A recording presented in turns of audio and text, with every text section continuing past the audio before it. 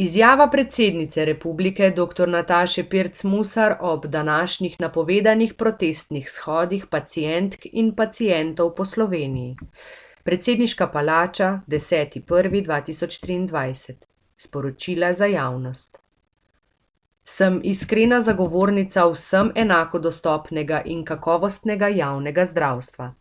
Področje zdravstva je eno od temeljnih strateških področij, ki mu bom kot predsednica republike v tem letu posvetila posebno pozornost v želji, da pomagam poiskati strateške usmeritve in na njih poenotiti politike, da bo nujni proces zdravstvene reforme nemoteno tekel tudi ob morebitni zamenjavi vlad.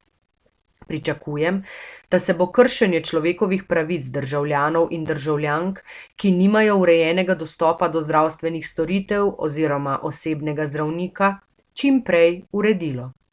Pričakujem tudi, da bodo vsi odgovorni ob skrbi za sistemske rešitve preučili tudi predloge za takojšnje ukrepe in naredili največ za množico ljudi, ki od izvoljenih predstavnikov pričakujejo, da delajo v dobro državljanov.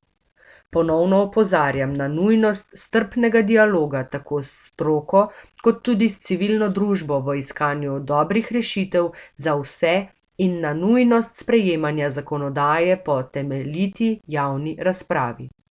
Zavedam se, da potrebujemo celovito zdravstveno reformo in kot prispevek v javni razpravi o bodočnosti zdravstva v Sloveniji pred poletjem letos napovedujem predsedničin forum o tej temi.